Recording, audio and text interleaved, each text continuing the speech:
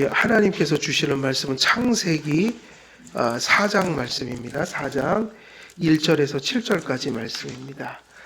우리 창세기 4장 1절에서 7절 함께 교독하도록 하겠습니다. 교독하겠습니다. 아담이 그의 아내 하와와 동침하매 하와가 임신하여 가인을 낳고 이르되 내가 여호와로 말미암아 득남하였다 하니라. 그가 또 가인의 아우 아벨을 낳았는데 아벨은 양치는 자였고 가인은 농사하는 자였더라.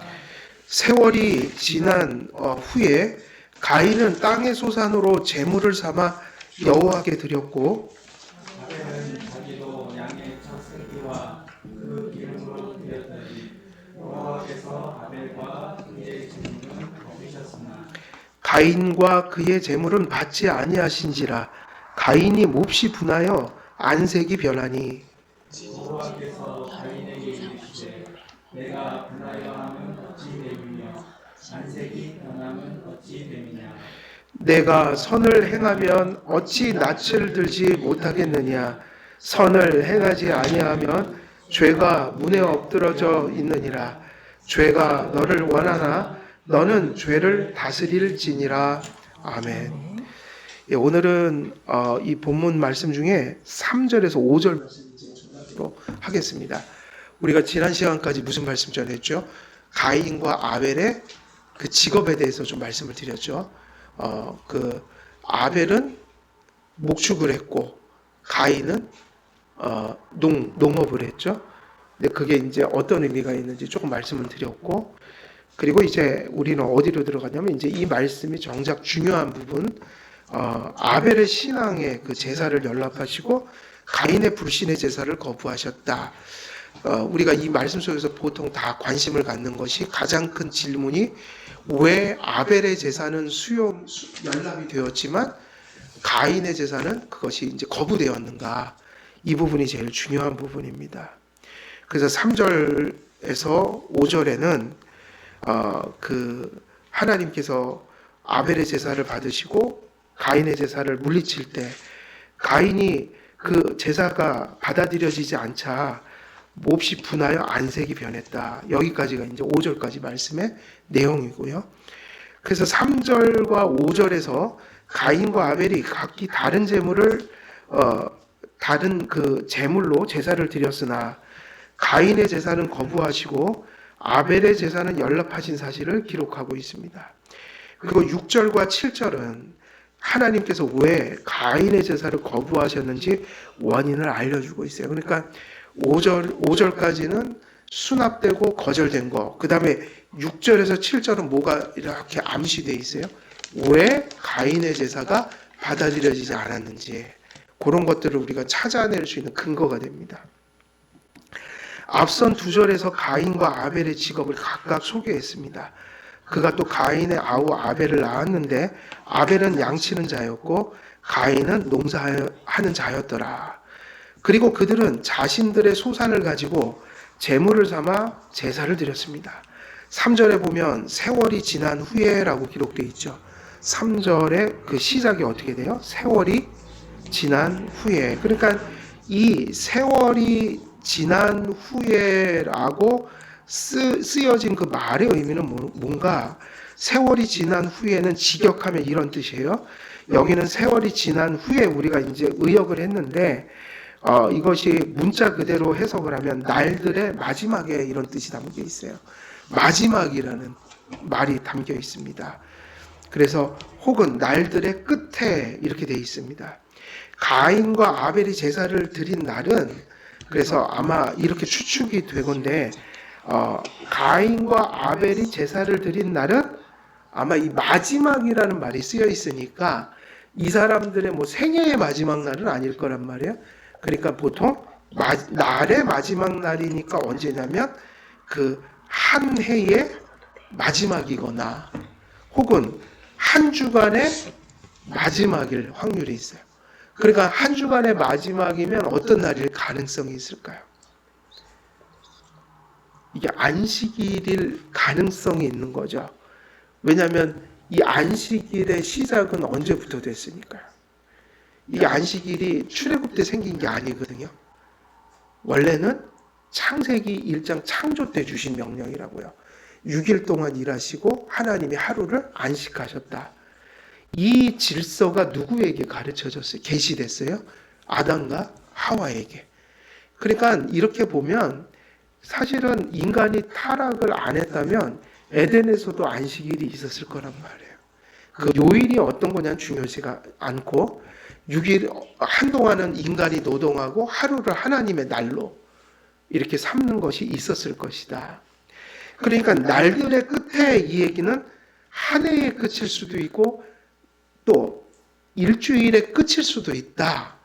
그래서 신약은 부활 전날, 안식 후 첫날이지만 구약에서는 항상 토요일 날 그 안식을 했는데 원래 창조적인 의미에서 안식은 토요일이 맞아요. 왜냐하면 토요일은 마지막이에요. 일주일의 마지막. 일요일은 첫날이거든요. 이 안식이라는 말 자체가 무슨 의미를 가졌냐면 안식의 뜻이 무슨 의미를 가졌을까요? 마침이에요. 끝났다 이 얘기예요. 그러니까 구약에서 창조 때 하나님이 창조를 끝냈다. 완성됐다. 완성됐으니까 이제 누리자. 잔치 벌이자. 이게 안식일이란 말이에요. 그래서 날들의 끝이라는 게 한 해의 끝인지 또 한 주의 끝인지 뭐 알 수는 없어요. 그러나 이렇게 주석가들은 여러 가지 추측을 합니다. 그러나 정확히는 알 수 없으니 어떤 의미의 시간의 끝자락에 정해진 어떤 의미건 시간의 끝자락에 정해진 어떤 시기에 이들이 제사를 드렸을 것이다. 그러니까 아벨과 가인도 그냥 마구잡이로 제사를 지낸 게 아니라 어떤 그죠? 질서 가운데서 아담에게 주신 계시를 따라 아담에게 어떤 신앙의 교육을 받고 아벨과 가인도 어떤 질서 정연한 제사를 나름대로 그 시대에 그런 제도를 가지고 있었을 것이다. 뭐 이 정도로 추측은 할 수가 있는 것입니다. 그래서 매튜 헨리는 당시 아담이 그 가문의 제사장이 되어 원래 이 과거에는 족장들도 마찬가지였고요. 족장들도 마찬가지였고 뭐 아브라함, 이삭, 야곱의 가정도 마찬가지였고 이때의 이 제사장이라는 게 아마 누구였을까요? 제사를 주관하는 자가 누구였을까요? 그건 아담이었을 거란 말이에요. 아담이 그저 가장이잖아요.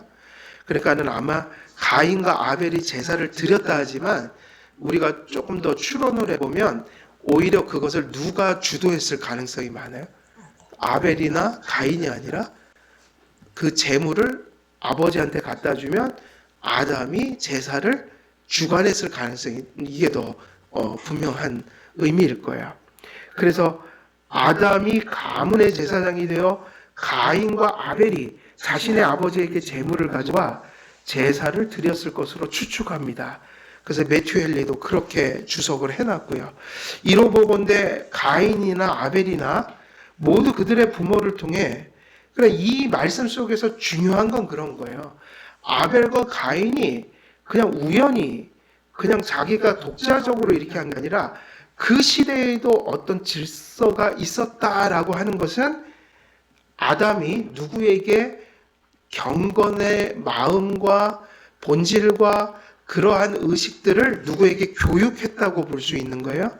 가인과 아벨에게 아담이 이 제사장 역할을 했다.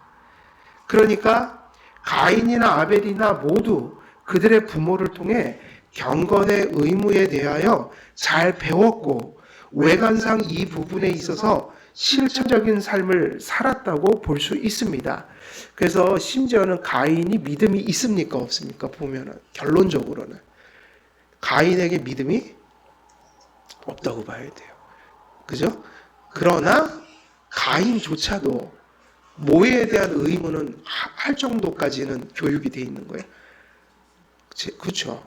그러니까 여기까지가 부모의 역할이고 나머지 내면적인 건 하나님이 하실 일이라고요.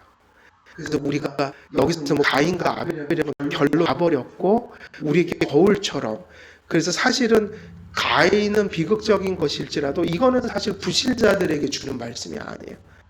불신자들은 이 말씀이 아무 의미가 없으니까요. 그러니까 이 가인이든 아벨이든 다 믿는 자들이 받아들여야 돼요. 거울로 삼아서 가인을 보면서는 더 잘해야겠다. 또 아벨을 보면서는 또 믿는 자에게 주신 하나님의 은총을 주세요. 그러니까 가인이든 아벨이든 이 말씀을 읽을 때 누구에게 유익이 되는 겁니까? 믿는 자에게. 이해되시죠?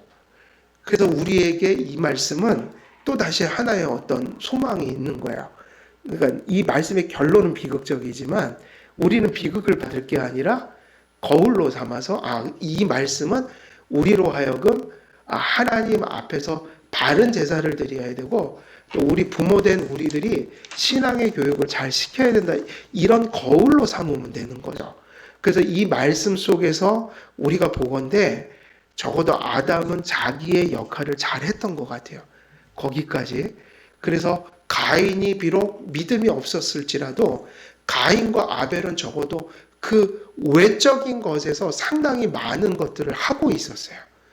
그 얘기는 이게 가인에게는 비참한 일이지 몰라도 적어도 아담은 무슨 역할을 다 한 겁니까? 부모의 역할을 다 한 거예요. 그래서 우리가 이런 것을 이제 거울 삼아서 이 하나님의 말씀을 하나님의 말씀대로 어떤 방법으로든 끊임없이 또 포기하지 말고 자녀들에게 끝까지 전해줘야 한다. 그게 누구의 몫인 거예요? 그건 우리의 몫입니다. 그러나 그 과정은 시간이 걸릴 수도 있고 또 방황하다 돌아올 수도 있고 그건 알 수가 없는 거예요. 그러나 한 가지 중요한 건 하나님은 우리에게 그걸 물어요. 여러분, 외적인 부르심이 없이 내적인 부르심이 있을 수 있나요? 외적인 부르심이 없이 내적인 부르심이 있냐는 거예요. 없단 말이에요. 그러니까 무슨 말씀이든 들려져야 하고 들렸을 때 성령의 유효적 부르심이 누구에겐가 나타나고 누구에겐 나타나지 않지만 그 역사를 우리가 한 사람이 이 땅을 떠나갈 때까지는 우리는 절대로 판단할 수가 없는 거예요. 그래서 우리 부모들은 자녀들이 아무리 방황하고 주님 앞에 돌아오지 않는다 해도 언제까지 계속 소망을 품고 전해야 될까요? 내가 죽을 때까지. 그리고 그 아이가 죽을 때까지는 모르는 거야. 근데 그게 우리 소명입니다. 왜냐하면 어찌 되었든 간에 우리의 역할은 우리가 믿는 가정이라는 이유로 언약으로 묶여져 있는 거예요. 언약의 가정이라고요. 그럼 언약의 가정은 이 아담처럼 일종의 제사장이란 말이에요. 가정에. 그러면 부모들이 말씀을 계속 뭐 가운데 전해야 돼요? 안 들어도 절망 속에 전하면 안 되고 어떻게 해야 돼요? 희망 속에서 전해야 합니다. 그리고 무슨 생각을 해야 되냐면 이것은 듣든지 안 듣든지 누구의 사명인 거예요? 부모의 사명인 거예요. 그래서 우리가 인생 속에서 자녀들에게 언제나 그렇게 나무처럼 그 자리에 서 있으면 돼요. 그러면서 항상 하나님 앞에 올바른 것을 들려줘야 한다. 근데 그 들려주는 것을 이제 좋은 지혜로운 방식으로, 그죠? 좋은 말씀을 나쁘게 또 전할 수도 있잖아요. 좋은 말씀을 지혜롭지 못한 게 아니라, 그래서 그렇지만 어떻게 전해야 될까요? 끈질기게 소망을 가지고, 그리고 결과에 상관없이 우리가 할 일을 해야 한다. 근데 이 아담의 가정에서 분명히 이러한 일들이 일어나고 있었어요. 그리고 부모를 통해 배운 제사의 의무는 결코 인간 편에서 고안해낸 것이 아니라 하나님께서 그들에게 알려주신 것이 분명합니다. 그리고 이게 중요합니다. 아담이 그 가인과 아벨에게 전해줬던 제사의 정신은 그것이 어디로부터 온 것이라는 게 중요해요. 부모의 바램을 전한 게 아니라 하나님이 계시하신 것을 가르쳤다. 이게 되게 중요해요.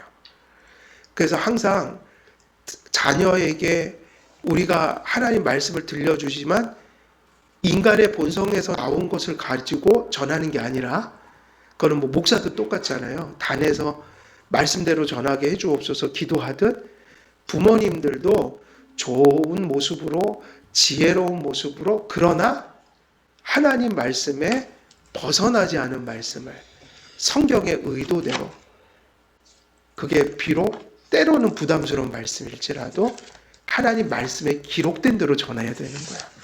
왜냐하면 누가 역사하기 위해서 성경대로 전해야 될까요?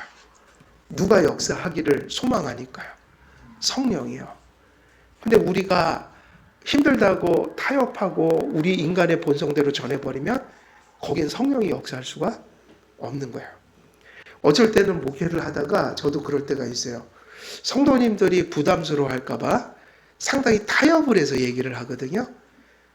근데 그게 역효과가 날 때가 있어요. 어쩔 때는 아니다. 부담스러워도 전해야지. 근데 그게 전했더니 오히려 나는 걱정하고 있는데 성도님들은 그것 때문에 신앙적으로 더 이렇게 나아가는 계기가 되는. 근데 제 목양 경험으로는 인간의 방식으로 타협을 해서 전해갖고 하나님이 기뻐하셨던 적은 없는 것 같아요.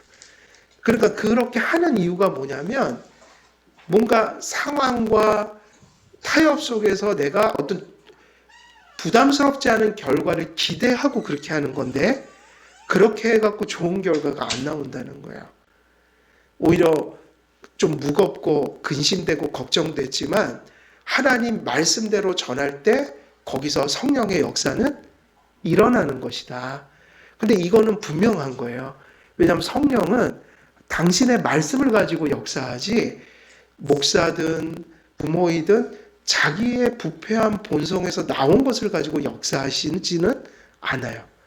그러니까 어쩔 때는 더 잘할 것을 우리의 그러한 모습 때문에 더 못 가게 막을 수도 있다는 얘기예요. 그러니까는 이게 정말 중요한 것 같아요. 방법과 지혜는 그걸 정해져 있질 않으니까 얼마나 하나님께 많이 또 의지하고 해야 될지는 모르지만 좋은 방법, 지혜로운 모습으로, 그러나 말씀은 말씀대로 언제나 들려지게 해줘야 된다. 그러니까 정말 하나님 앞에 깨끗한 것을 들려줘야 한다. 음식도 똑같잖아요. 더러운 것을 먹으면 탈이 나고 청정에서 나온 깨끗한 것을 먹이면 건강해지듯이 말씀이 깨끗하고 청정하다는 것은 뭐를 의미하죠? 말씀대로 전해진 게 청정한 거죠. 그죠? 뭐 이런 걸 떠나서 얼마나 뭐 잘 전하고 얼마나 논리적이고 얼마나 우리들이 듣기 좋은 이런 게 아니라 말씀의 진리대로 어찌 전했든 뭐가 전달되는 게 중요한 거예요. 말씀의 진의, 진짜 그 말씀이 의도한 거, 그게 들려지는 곳에서 하나님의 영은 역사하시는 거다. 그래서 지금 보면은 이 가인과 아벨에게 전해줬던 그 제사에 대한 이러한 지식들은 제도들은 아담이 누구에게 받은 거냐면 하나님께 받은 것이다. 그래서 물론 가인에게는 그게 결실하지 못했을지라도 중요한 건 뭐예요? 누구의 제사가 연락되는 역사가 일어난 거예요. 그 얘기는 뭐냐면 제사가 연락됐다는 얘기 자체가 누가 함께 해주셨다는 거예요. 그 제사를 통해 하나님이 누구와요? 아벨에게. 그리고 또 아벨을 통해서 그 가정에. 그러니까 그 얘기는 물론 그것을 거부하는 가인과 같은 사람도 있지만 그게 말씀이 바로 전해지면 하나님의 역사가 그곳에 떨어진다. 그곳에 떨어진다. 그래서 무슨 역사가 일어났냐면 하나님이 아벨과 함께 해주시는 역사가 일어나 버렸다. 그럼 이게 어떻게 일어난 거죠? 아담이 받은 대로 가르쳤기 때문이죠. 하나님께서 이들에게 명하신 제사의식은 창세기 3장 15절에서 계시된 구원의 소망의 표와 같았기에 중요하였습니다. 이 제사가 왜 그렇게 중요했냐면 이 제사의 출발점은 사실은 원시복음의 중요한 표인 거예요.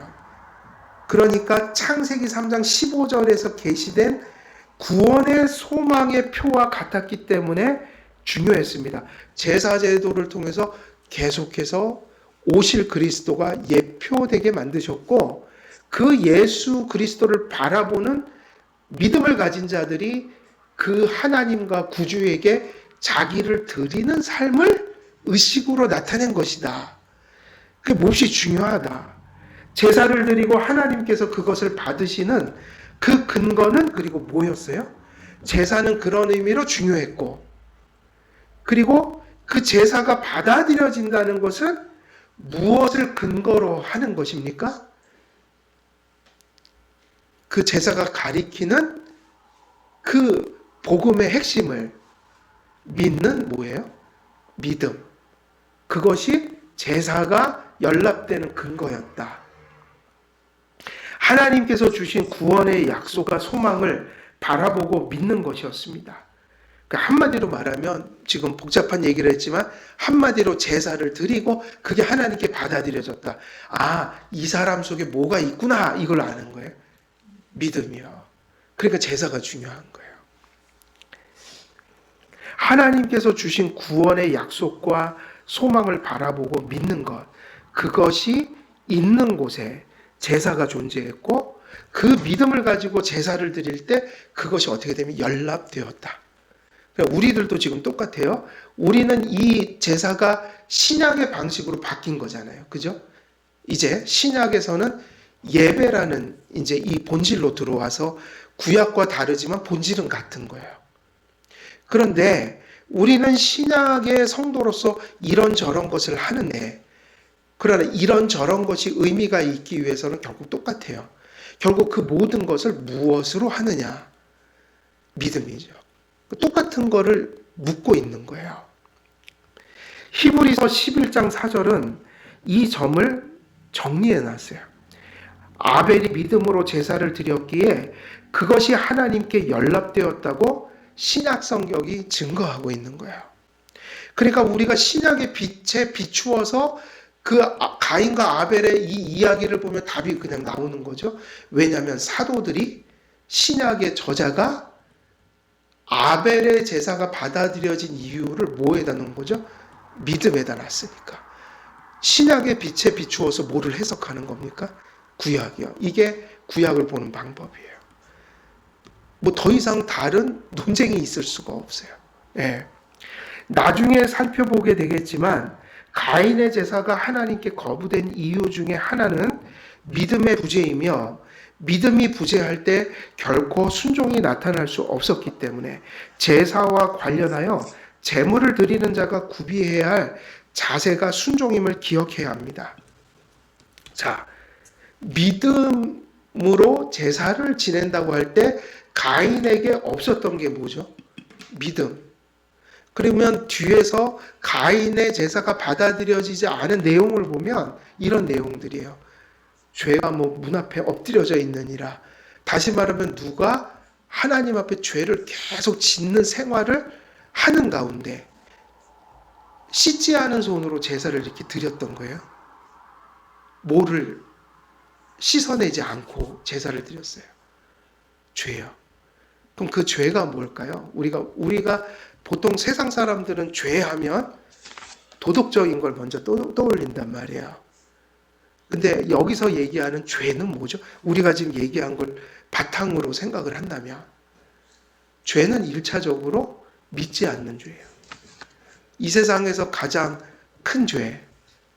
이 죄는 만약에 이 죄를 짓고 죽으면 용서를 받을 수가 없어요. 그게 뭐죠? 믿지 않는 죄예요. 그러니까 기독교인들은 좀 달라야 돼요. 도덕성부터 얘기하는 게 아니라 하나님을 믿지 않는 것이 가장 큰 죄예요. 그것을 돌이키지 않는 게 가장 더러운 죄예요. 하나님을 가장 인정하지 않는 모습이 믿지 않는 거예요. 그런데 이 믿지 않는 그 불신이라는 것이 무엇을 불가능하게 당연히 만드는 거예요? 믿지 않으니까 하나님이라는 예배와 생활의 대상이 없는 거잖아요. 삶 속에. 그러니까 십계명대로 하면 누구를 두지 않고 사는 삶이에요. 그래서 에베소서 또 한번 이제 복습해 보면 에베소서에서 그런 삶을 뭐라고 그랬죠? 하나님을 두지 않고 사는 삶. 그것이 망령된 삶이다. 그게 허탄한 삶이다.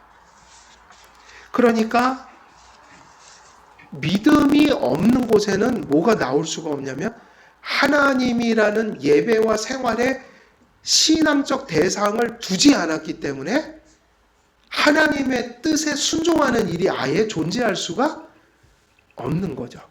심지어는 도덕적으로 착한 일을 하는 것도 하나님과는 아무 상관이 없어 버리는 거예요.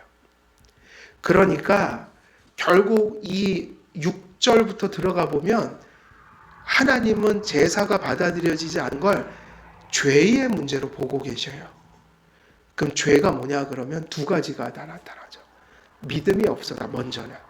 그러니까 제일 먼저는 믿음이 없었다는 것이고, 그리고 내용을, 구체적인 내용은 뭐로 전개되겠어요? 믿음이 없으니까 하나님의 뜻에 다 어떻게 하는 거죠? 불순종을 하는 거예요. 그러면 하나님께 드려지지 않는 제사는 본질적으로 믿음이 없는 제사면서 그것의 열매로 따지면 무슨 제사죠? 순종이 없는 제사죠.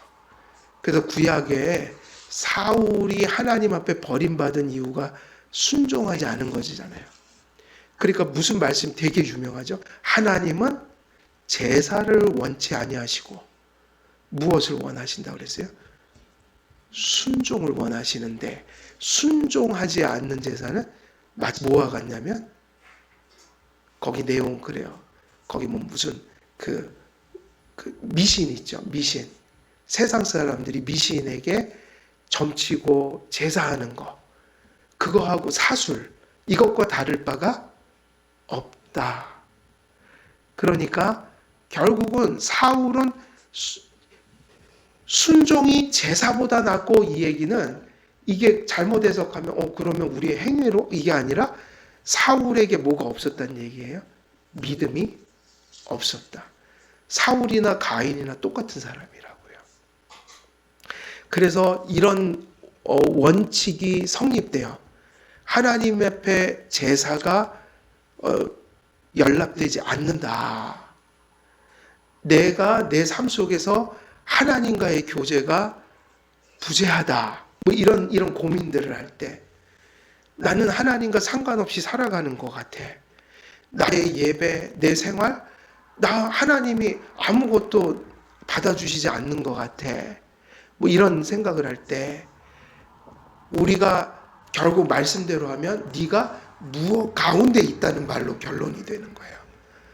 무슨 말로 결론이 나는 거예요? 네가 죄 가운데 있다. 그러면 이제 하나님 앞에 그런 인식을 갖게 되면, 이제 그럼 내가 빨리 하나님께 돌아가야지 마음을 먹었어요. 그러면 제일 먼저 회개해야 될 게 뭘까요? 그게 바로 어떤 행위 이전에 내가 그렇게 살아간 것은, 그렇게 예배 드리지 못하고 또 그렇게 생활하지 못한 것은 어디로 가서 회개를 해야 될까요? 행위가 아니라, 하나님, 제게 믿음이 없었습니다. 제가 믿음으로 살지 않았습니다. 그러니까 뭐를 구하는 거예요? 하나님, 제게 뭘 달라고 해야 돼요? 행위가 아니란 말이에요. 믿음을 주소서. 그럼 이제 이게 뭐냐면요, 천국에서 막 하나님이 99마리 양을 놓고 한 마리가 이렇게 찾아오실 때, 하늘에서 먼저 가 있는 성도들과 천사들이 막 모두 기뻐갖고 막 잔치를 벌린다. 이것이 이 교회에서 어떤 한 죄인이 돌아오는 일, 회심하는 일, 전도되는 일, 여기에 가치인 거야. 무엇을 하나님이 가장 기뻐하시냐면 바로 그것을 회개하는 걸 기뻐하십니다. 믿음이 없었습니다. 그러면 이 사람은 당연히요, 이제부터 이 회개가 일어날 수밖에 없어요. 믿음을 이제 갖기 시작하면 예배가 바뀌어지고요, 생활이 어떻게 될까요? 바뀌어집니다. 왜 그럴까요? 믿음이 없다가 믿음이 나타났기 때문이에요. 이걸 가리켜 이제 이 사람이 누구의 제사를 드릴 수 있는 사람이 되는 거예요? 아벨의 제사. 그래서 항상 믿음, 순종. 그래서 우리는 하나님이 연락하는 그 제사 드리는 자의 상태가 어떤 거냐 하면 두 개를 다 얘기할 수 있게 되죠. 원인은 믿음이고 거기로부터 나오는 열매로 따지자면 순종을 얘기할 수 있게 되는 거고, 사울을 향해서는 믿음을 전제해서 믿음을 얘기하기 위해서 뭐를 거기다 갖다 붙였어요? 순종. 순종이 제사보다 낫다. 이 얘기는 믿음을 가지라는 얘기거든요, 이게. 그래서 사무엘상 15절에서 22절에는 순종을 믿음의 진정성을 증거하는 뭐라고 그랬을까요? 표라고 했죠. 순종은 믿음의 진정성을 증거하는 뭐예요? 표예요. 그래서 사무엘이 이르되 여호와께서 번제와 다른 제사를 그의 목소리를 청종하는 것을 좋아하신 같이 좋아하시겠나이까? 순종이 제사보다 낫고 듣는 것이 순양의 기름보다 나으니, 이렇게 기록을 해놨어요. 또한 하나님께 연락되는 제사는 결코 육신적이고 외관적인 것에 머무르는 제사가 아닙니다. 그래서 이제 이 얘기도 되게 중요해요. 자, 우리가 지금 이 본문 속에서도 그렇고 신약으로 넘어와도 마찬가지예요. 모든 우리의 예배는요, 두 가지로 이루어져 있습니다. 뭐로 이루어져 있죠? 아까도 얘기했지만 믿음과 순종, 하나님을 향한 경건, 이것이 뭐예요? 내용이죠. 그게 예배의 본질이에요. 그런데 항상 본질은요, 본질에 적합한 무엇으로 나타나게 돼 있을까요? 형식과 제도와 행위로 나타나니까 요즘에 많은 사람들이 이런 얘기를 하는 사람들이 많아요. 본질은 중요해. 그러나 비본질은 중요하지 않아. 이렇게 대를 놔요. 척을 만들어요. 그러면 이제 무슨 얘기를 하려고 이렇게 할까요? 유튜브 가면 이런 게 너무 많아요. 미혹되면 안 돼요. 개혁신학은 그렇게 가르치지 않아요. 자, 본질은 정신, 믿음, 마음, 동기, 이런 거예요. 아, 본질은 중요하다. 근데 비본질은 중요하지 않아요. 그러면서 뭐를 얘기하냐면 예배의 순서, 형식, 제도는 중요하지 않고요. 그건 이게 본질이 되면 어떤 모습으로 드리든 하나님이 다 받아주십니다. 그 얘기는 맞을까요? 틀릴까요? 철저히 틀린 거예요. 개혁주의 예배의 순서와 형식들은요, 그 본질에 부합한 거로 나타난 거예요. 이해되세요? 비본질, 다시 말해 형식, 제도, 외적인 형태는요, 무엇이 만들어낸 결과예요? 본질이요. 그래서 우리가 개혁교회에서 예배의 규정적 원리를 해갖고 우리의 예배의 순서와 형식이 모든 것들이 하나님의 말씀이 가르친 원리를 따라 세워진다. 그러니까 본질과 형식은 조화로워야지 따로따로 가는 것이 아니고, 본질이 잘못되면 형식도 잘못되고, 본질이 옳다 하여도 형식이 잘못되면 본질을 담아낼 수가 없는 거죠. 그렇게 본다면 내면적인 것과 외면적인 것이 어떻게 될수록 좋은 걸까요? 조화로울수록, 그것이 일관될수록. 근데 이 세상에 존재하는 교회들 중에 이것이 가장 성경적인 것이 바로 개혁주의라고 보는 거예요. 그러니까 왜 개혁주의를 추구하냐면 성경적이에요. 개혁주의란 말하고 뭐가 이퀄 될 수 있는 거예요? 사람들이 많이 물어요. 왜 개혁주의를 쫓아가죠? 그러면 우리는 다른 이유를 댈 게 없어요. 그게 성경적이어서 우리는 따라갑니다. 그게 중요한 거고, 또 하나의 또 한 가지 부분이 있어요. 왜 개혁주의가 성경적인 거 하나 얘기했는데 또 개혁주의의 또 다른 장점이 뭡니까? 라고 하면 그게 성경적이기 때문에 무슨 적이 될까요? 이게 에베소서에서 우리가 지금 배우고 있는 거예요. 하나님의 교리가 바로 되어야 뭐가 나오는 거예요? 실천이 나온다. 예배의 실천, 생활의 실천. 그러니까 지금 에베소서에서 지금 계속 우리 지금 설교하고 있는 지금 본문이 교리가 뭐로 나타난 거예요? 실천으로. 그죠? 그렇게 된다면 개혁신학은 성경적이라고 그랬죠. 그래서 개혁신학은 바른 교리를 강조해요. 그럼 개혁신학이 정상적이라면 무엇을 강조할 수밖에 없어요? 실천이요. 그래서 개혁신학, 개혁교회들은 그 교회가 바른 개혁교회라면 실천적이어야 돼요. 사변적인 게 아니라 뭐로 가는 거예요? 우리가 많이 배우고 깨달으면 계속 어떻게 이걸 실천할까? 예배 속에 어떻게 구현해낼까? 생활 속에서 이걸 어떻게 구현해? 이게 개혁신학의 모습이었다. 원래. 그래서 우리가 교회에서 그렇게 칼빈이라는 사람이 특히 장로교를 세우려고 할 때 강조했던 게 뭘까요? 그 교회론에서 교회 정치에서 화두가 뭐냐면, 이게 화두라는 게 불교 용어긴 한데 핵심, 그게 뭐냐면 뭘까요? 권징이었다고요. 권징. 그럼 권징이라는 게 왜 중요하는 거야? 교회가 뭐를 세우려고 권징을 강조했던 거예요? 실제적인 성도의 생활에 어긋난 것을 권징이라는 것을 통해 바로잡는, 근데 그게 이제 긍정적인 의미로 돌리면 실천이죠. 권징은 실천, 가장 성도들의 그 실제적인 삶의 영역에서 잘못된 것을 바로잡는 제도였단 말이에요. 그러니까 뭐를 강조하는 거죠? 실천이에요. 그냥 알고만 있으면 되는 게 아니라 잘못된 생활을 하면 하나님께서 교회적인 제도로 권징과 치리로 그들을 훈육하셨다. 그 장로교회의 꽃은 교회 정치란 말이에요. 그렇게 그 얘기는 무슨 얘기냐면 실천적이다. 매우 실천적이다. 그래서 하나님께서 규정하시고 하나님께서 받아주시는 제사는 진리와 성령 안에서 드리는 제사라고 할 수 있습니다. 하나님이 어떠하신 분이신지와 그분의 선하신 성품과 그의 무궁한 능력을 인식하는 곧 진리에 근거한 예배여야 하며, 이 모든 진리는 계시되는 것으로서 성령의 조명하에서 그 마음에 인식되고 확신됩니다. 하나님을 향한 자발적인 경외심과 헌신은 하나님의 선하심을 계시된 진리 인식을 통해 인식하고 확신하는 데서 솟구쳐 나옵니다.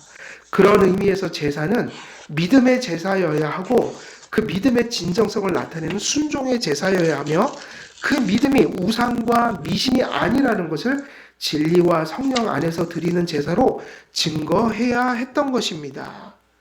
그래서 제사는 믿음과 또 그들의 생활과 밀접하게 하나대로 이렇게 뒤섞여 있어요. 그러니까 하나님이 형식을 다 갖춘 그 제사였지만 가인의 제사를 거부한 것은 그 안에서 뭐를 발견할 수 없었기 때문이셨어요. 믿음을 볼 수 없었고, 그 믿음이 없는 것이 가인의 생활로 막 나타났던 거예요. 그게 연장돼서 나중에 뭐로 나타났어요? 그 모습이 살인죄로 나타난 거예요. 다시 말하면 이 얘기예요. 제사가 거부돼 갖고 가인이 씩씩대면서 막 분노하니까 하나님이 알려주셨다고요. 야, 네 제사가 믿음이 없어서 내가 못 받은 거야. 너 그렇게 죄 짓고 살면 그게 어떻게 내가 너의 그 더러운 손으로 드린 제사를 내가 받겠니? 그러면 그때 하나님 마음은 회개하라는 거 아니겠어요? 근데 가인이 어떻게 했어요? 믿음이 없으니까 회개를 안 했죠. 그러니까 살인행위는 갑자기 튀어나온 죄악이 아니라 이것의 축적이에요. 믿음이 없고 아주 불결한 생활을 했는데 그것이 그런 제사를 통해서 계속 반복되었고, 그러니까 믿음이 없는 제사. 그것이 축적되고 축적되다가 이제 제사를 하나님이 다 거부하시자 그것이 폭발해서 하나님의 책망이 회개하는 모습이 아니라 반항하는 계기가 돼버린 거죠. 왜냐하면 믿음이 없기 때문에. 그래서 나타난 게 뭐였냐면 인류 최초에 뭐였어요? 살인죄. 이것이 일어나 버린 거죠.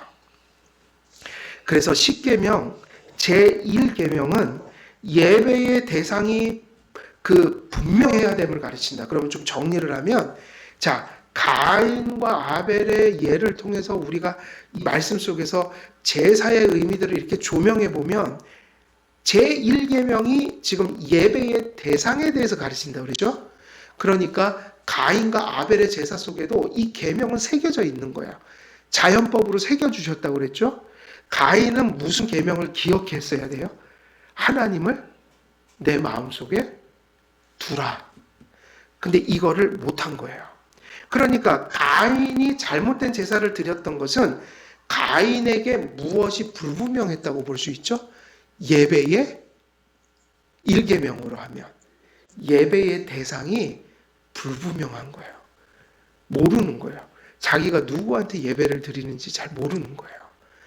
그래서 교회는 초신자가 오든 누가 오든 또 우리가 교회 생활했던 분들도 우리가 하나님 나라 갈 때까지 계속해서 내가 예배 드리는 분이 어떤 분인지를 계속 알아가야 하는 겁니다.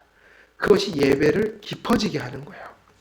그래서 제1계명은 예배의 대상이 분명해야 됨을 가르치며 제2계명은 뭐죠? 제2계명은 예배의 대상인 하나님을 어떤 방법으로 예배해야 되는지 가르치는 거라고 그랬어요. 여기서 예배의 규정적 원리가 나오는데 중세의 로마 교회가 온갖 인간의 뭐로 예배를 드렸죠? 성경에 기록된 대로 드리질 않고 인간의 고안물을 만들어서, 그래서 성당은 저도 예전에 교회에 나가고 싶지 않았고 개신교가 아니라 천주교를 나가고 싶었는데 천주교를 가면요 종교성이 더 발휘되게 돼 있어요. 온갖 고안물들이 개신교보다 훨씬 경건한 분위기를 일으켜내요. 그래서 여러분 천주교 가면 되게 엄숙해집니다. 막 파이프 오르간에다가 모든 게 다 개신교보다 훨씬 더 그 종교성을 느끼게 만들어요. 근데 문제는 그거를 느끼게 만드는 게 성경적이지가 않고 성경에 없는 걸 가지고 만들어요. 그리고 막 여기다가도 예수님 막 그 실제 형상을 막 달아놓고 그냥 십자가가 아니에요. 예수님 형상을 달아놓는다고요. 그리고 크리스마스 때가 되면 거기다 절도 해요. 그 나무 그 예수님 상에다가 절하고 키스하고 그래요. 그런 거 하지 말라고 그랬다고요. 형상을 만들지 말라. 그런데 이제 이 문제가 어디로 지금 와 있어요? 개신교 안에. 개신교 안에 보면 그런 형상을 어떤 식으로 만드냐면 그렇게 눈에 보이는 뭐 조각을 만들진 않는데 예배의 순서, 내용들이 전혀 성경적이지 않은 것들을 이제 이런 것 때문에 만들죠. 누가 와도 예배드려도 이게 문화적으로 이렇게 거부감이 없도록.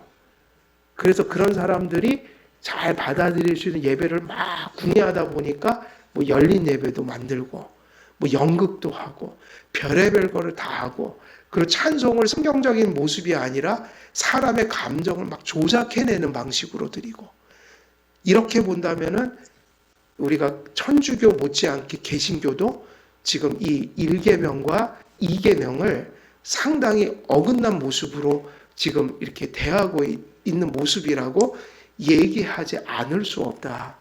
뭐 이것이 이 시대에 지금 직면한 문제들인 거야. 그래서 예배는 하나님께서 규정하신 원리와 방식대로 그리고 예배의 대상을 분명히 바라보면서 믿음이라는 것을 통해서 그리고 그 믿음의 진정성의 표를 하나님 앞에 순종하는 생활을 통해서 드러내면서 그것의 결정체가 뭐냐면 이제 그것이 예배가 되어야 한다. 다시 말하면 예배는 우리들의 믿음과 이 생활이 그 결정체로 나타나는 행위예요. 이것이 하나님이 그래서 예배를 몹시 소중히 여기신다. 하나님께서. 뭐 요 정도 오늘 말씀을 전하고 우리가 또 다음 주에 시간이 됐으니까 또 이어가도록 하겠습니다. 그래서 오늘은 여기까지 말씀 전하겠습니다. 그래서 오늘은 제사, 믿음, 순종 또 뭐 이런 것들에 대해서 어떻게 연관되는지 말씀을 드렸어요. 제가 기도하고 또 개인적인 기도 드리도록 하겠습니다. 살아계신 하나님 아버지, 오늘도 가인의 제사 또 아벨의 제사 이것이 왜 하나님께 한쪽은 연락되고 또 한쪽은 거부되었는지 또 믿음과 우리의 생활 또 아버지 하나님께서 십계명을 통해 가르쳐 주신 예배의 대상을 온전히 알고 또 그에 부합한 예배로 아버지 하나님 앞에 나가는 일들, 이러한 일들을 다시 한번 본문 속에서 살펴보았습니다. 우리들에게도 이 말씀이 심령 속에 새겨지고 또 성령의 은혜로 삶 속에 구현되어서 진정 하나님을 온전히 바라보며 믿음과 생활로서 그 예배를 채워가는, 또 우리의 믿음과 생활이 예배를 통해 결정체로 또 나타나고 드러나는 그러한 복된 삶을 살아갈 수 있도록 하나님께서 선히 인도해 주옵소서. 감사드리오며 우리 주 예수 그리스도의 이름으로 기도드리옵나이다. 아멘.